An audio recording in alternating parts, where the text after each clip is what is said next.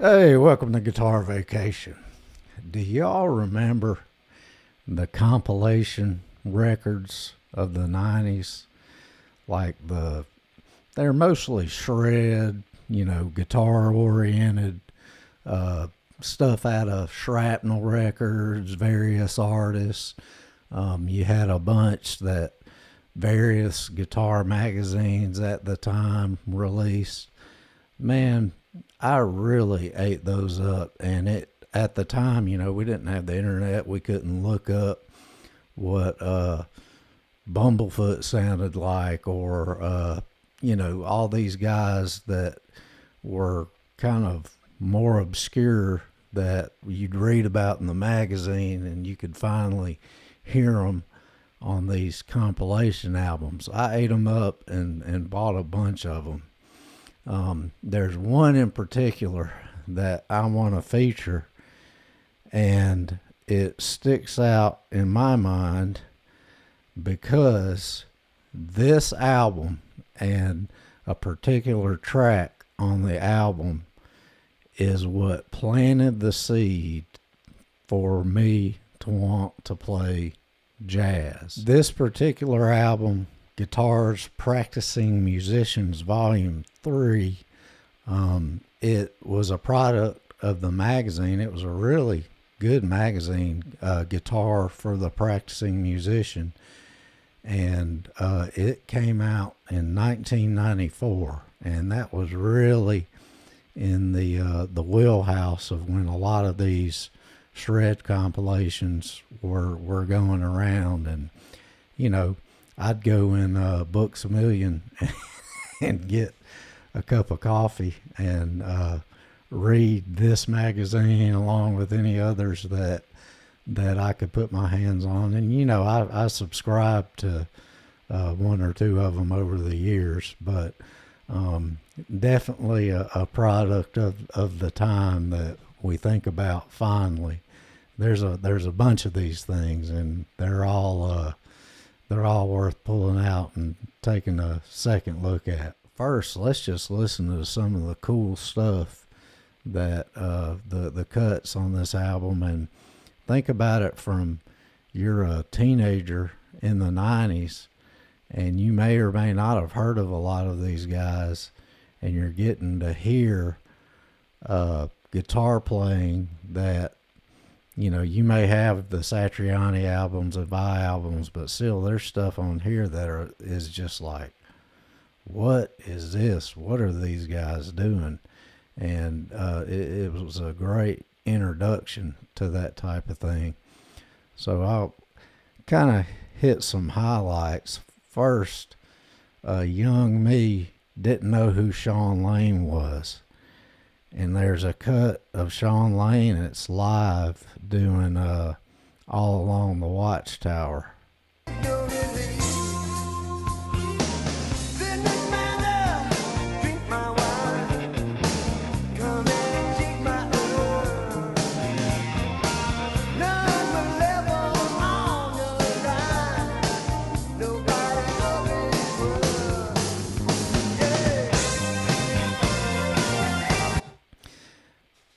He does just enough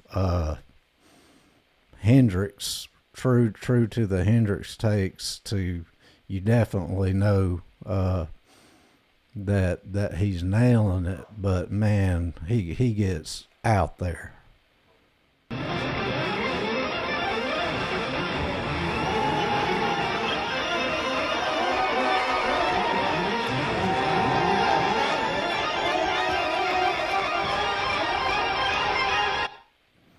Yeah, that's a solo from All Along the Watchtower by Sean Lane.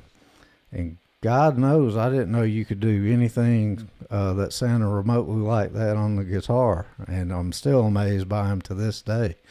But that was my introduction to him.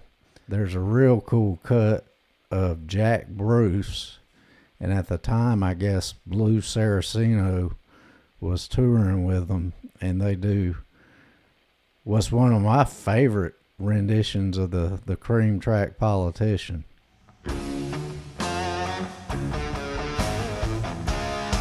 Definitely different than Jack playing with Eric Clapton.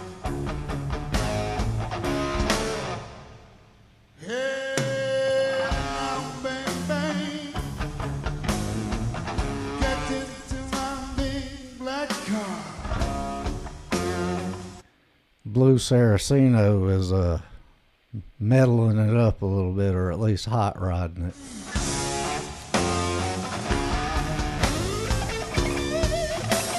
We're gonna start cutting up now.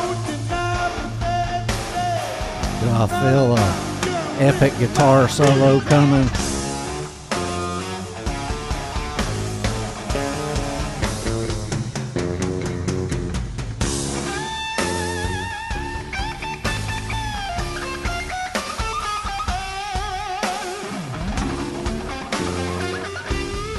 Bluesy, but with some fire, a little extra shred fire. And Jack Bruce, as always.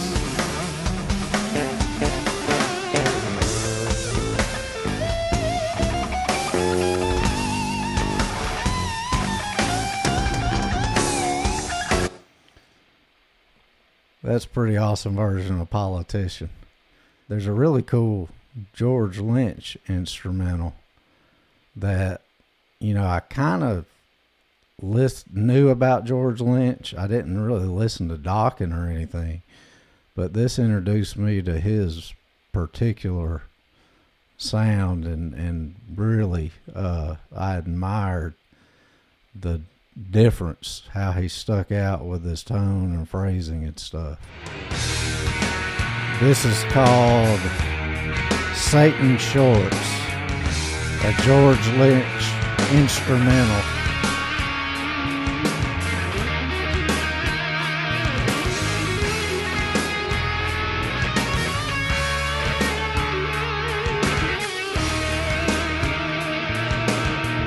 What a great, just thick liquid lead tone over a cool tune.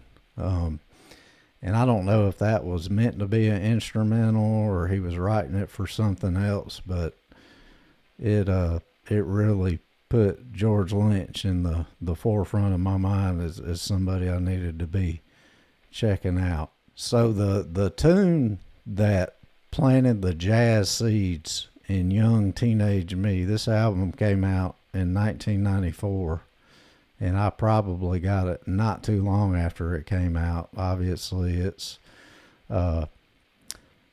Guitar Practicing Musicians. That was a magazine, and this was the third volume they had done.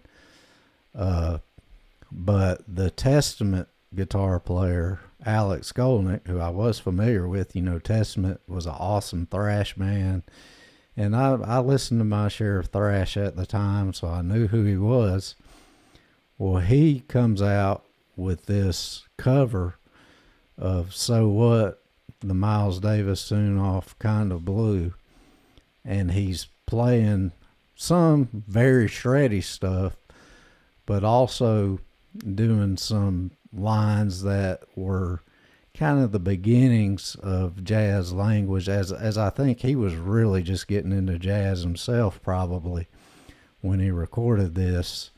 And, you know, some of the phrasing that's starting on the upbeat and stuff like that, I didn't know at the time how to articulate what it was that he was doing that was different, that gave it that sound. But him playing it in the framework of I'm still a metal guy that's gonna shred some really resonated with me, and it was the perfect introduction to the right amount of jazz mixed in with the right amount of stuff that I was already really into. So let's just take a little listen.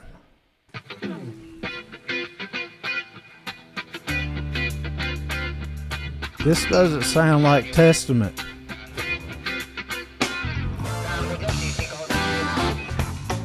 I had no idea. Didn't know what So What was. Didn't know what Kind of Blue was. Didn't listen to Miles Davis, but all of a sudden, this was like,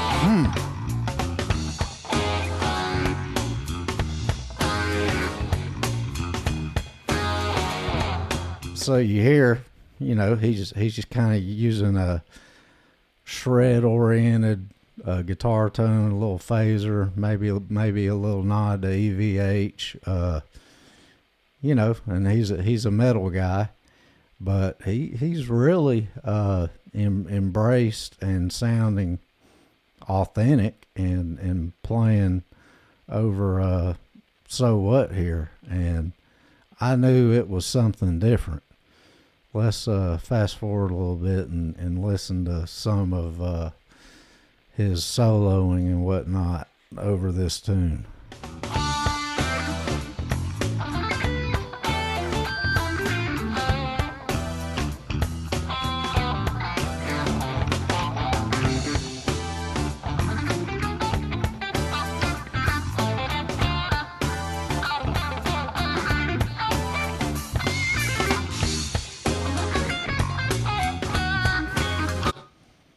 Man, that's awesome.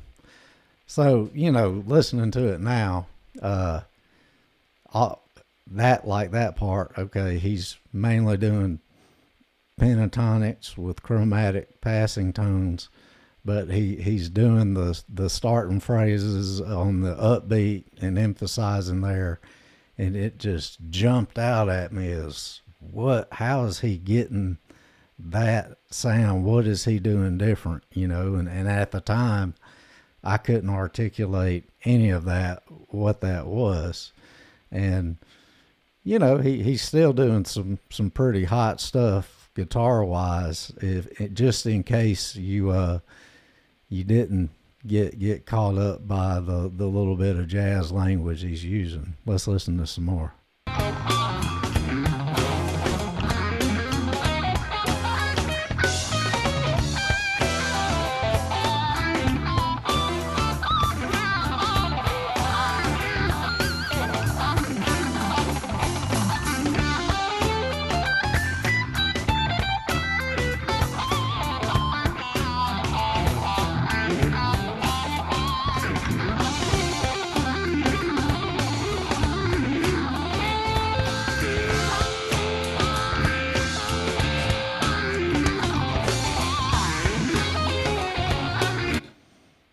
Yeah, man, that's just the perfect balance for a young teenage me to hear jazzy stuff mixed in with shred.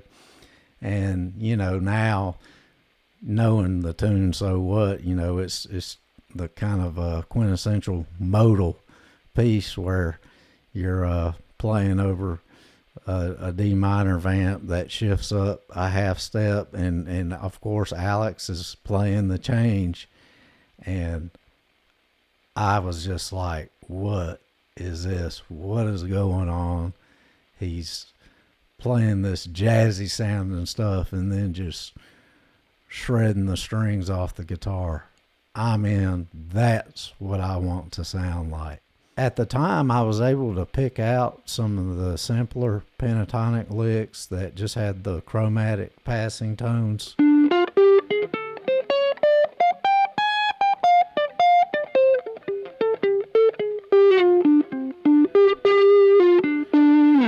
That kind of stuff. But other than it had chromatics in it, I couldn't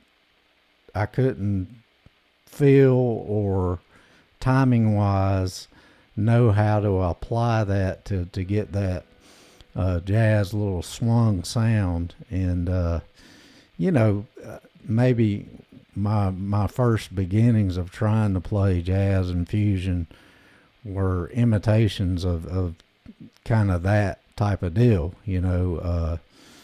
when pentatonics is your home base and, you shred using minor and Dorian and stuff like that. I really took a lot from just that tune to try to start getting that into my sound. So I don't want to close this out without mentioning some of the other cool tunes that are on this particular compilation. It opens with a guitar player named Matt Hitt that I'm not familiar with. He does a very shreddy rendition of Manic Depression, the Hendrix tune. John Christ, who I think played in Danzig, if I remember correctly, he does a tune that's a shred instrumental called For Christ's Sake. It's really cool. Trying to look at some of the ones that I particularly enjoyed. Wolf Marshall had a tune on here called Rainbow Roll, where he did some harmony that sounded Asian, and kind of made a themed shred song out of it. But Wolf Marshall was a guy you'd see all over these instructionals and stuff, and didn't necessarily know him from what music he played, and getting to hear that and associating the name with it was really cool. Jake E. Lee did a cut called Jade's Song, and I think I remember that was like a kind of anthemic tune that he'd worked on for solo stuff for a long time. The recording is very demo sounding, but Jake is definitely doing Jake E. Lee, and it's a pretty awesome cut. I already mentioned the George Lynch tune. Dream Theater had a tune on here. I was already listening to Dream Theater, and this one wasn't anything special as far as their catalog is concerned. Zach Wilde was doing a band or a group or project called Pride and Glory at the time, and it had a tune on here. So there was really just a lot of cool stuff for a young guitar player to dive into with this particular compilation album. So what compilation albums did you break out, and did you get exposed to some of your favorite players on? There's plenty of them out there, and I bought a lot of them and have fond memories from each of them. They all are kind of have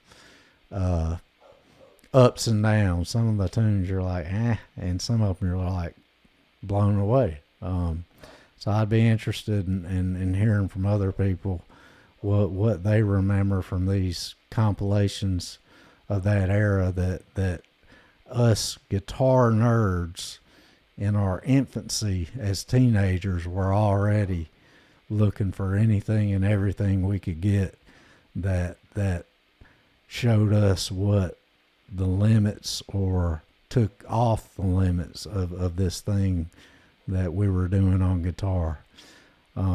Interested in hearing from everybody. So that is this edition of Guitar Vacation, and I hope you break out your favorite old school shred compilation and listen to some of your favorite tunes and jam on them a little bit while you have your guitar vacation this week. We'll holler at you later. Y'all be easy.